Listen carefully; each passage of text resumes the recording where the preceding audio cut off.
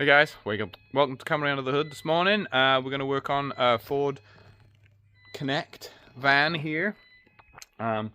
This is an intermittent no start.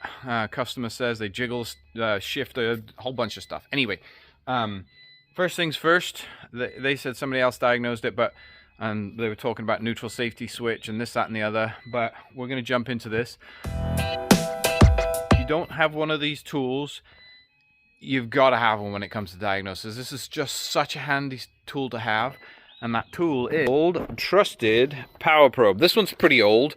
There's like 3 or 4 different generations now. Nice thing is it shows you 12 volts. You can give it ground. If you don't know how to use these ones, don't power something up that you don't know what you're powering up. But so I've got this now hooked up down to the exciter wire on the starter motor here. You can just about make it out there. You've got the main power wire to the starter and then the wire from the ignition. So when we turn the key, we should get power on this, and yeah, it should start. So let's jump into this. I'll hook this up down here, and you know when you've got it hooked up right, because it will tell you, it'll give you a ground signal. So let me see if I can hook up this while you guys are watching.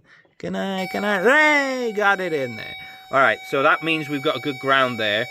So when we turn the key over, I'll hook this up onto my stand now, and I'll go in and turn this key, and let's see what happens. Okay, so we've got it hooked up to the starter wire. I know that noise is obnoxious, but this is going to tell us whether we're getting power to the starter motor when we turn this key. So here we go. Let me go turn the key on. Keep looking in the run position. You can see now it's showing 12 volts, and that starter motor's not turning. Okay, so I know next we can do this. I can give it 12 volts exactly. Okay, that starter motor is not working.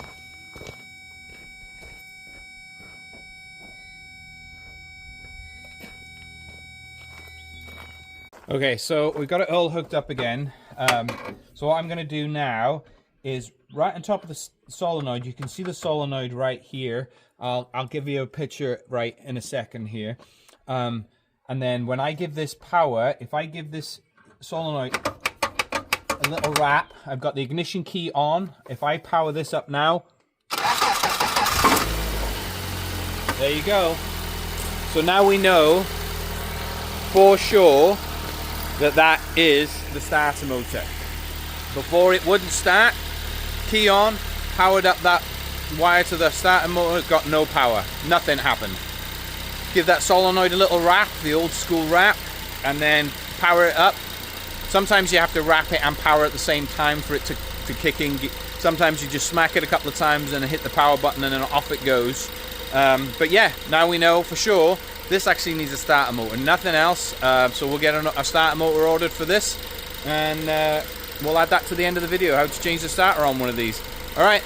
Okay, 10mm nut. Oh, see, 10mm nut, and then there's like a 15 underneath there. And then there's another bolt up on top. So we're just gonna get up in here. It's kind of tricky to see. We're trying to give you the best shot we can here. We'll get that 10mm off there, and then that'll move this bracket out of the way that's holding this that power steering line out of the way, so then we can actually get to the, it's kind of, there you go, you can just about see it there. So I got 10mm, then this is the bracket, and then the other bolt that's underneath. Okay, so there's the bracket. We got that 10mm off, and then we can just turn this out of the way. I did disconnect the oil pressure switch right here just to get the wire up out of the way. So we got that out, and now this is a 13mm here, and that's the lower bolt for the starter motor. So we'll get that one out. There you go. And then there's another one on top. And then if we can get both the bolts out, I think we'll be able to get the starter motor down here to get the wires off the back of it. So get this out of here. You going? Okay, so I got this top one undone. It's always a little easier once you got them loose with a battery ratchet. It just comes out a lot quicker. So start. We'll just show you the new starter motor here. So that's the 2 bolts. We've got this one on the bottom, this one on top, and then what we're going to do is then, once we got these out, we're going to lift this off and pull it down so we can get to these back nuts and bolts here. So you're watching it live time right here, so let's see if we can't get this to release here. Make sure there ain't nothing else holding it in there.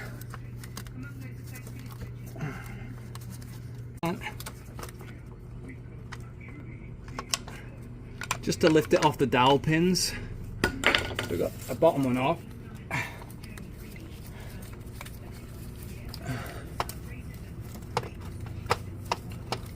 I mean, I guess if you live in a state where you get a lot of rust, that might be a nightmare to get that one off. Okay, so I'm going to pull that starter motor back, push that hose up, and then, okay, now we can see these wires here. We come around this way. Now you can see the back of those nuts. There you go. So you got 13 here and probably an 8 or a 10 millimeter here. We'll pop these 2 off. This will get the wire off, and then when we go to put the new one in, we're going to kind of set it in the same place and put the new ones on and then put it back in. So we'll come back and I'll show you with these on. Just show you the quick clip here. It was a little difficult to see when it was up in the air, but what I was able to do was just with this little bit of foam here, get in here and do a little bit of prying just to get the little dowel pins that slot into these holes.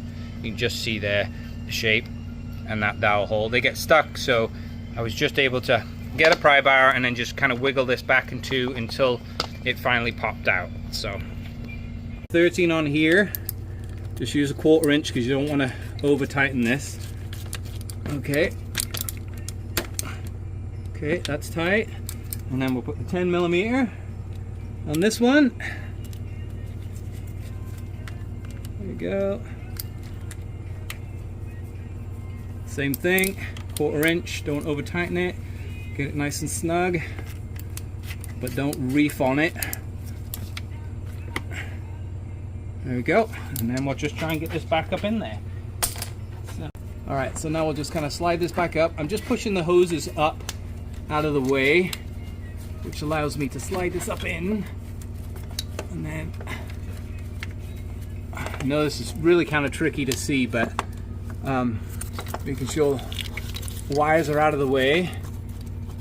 And then we'll slot this back on the dowel pins. If you have problems getting them back on there, sometimes giving them a little clean with a bit of sandpaper so they're nice and clean, and then they'll slide on there nice and easy. Okay, so remember, that's the lower bolt because it has the thread there for that 10 millimeter. So let's put that in place.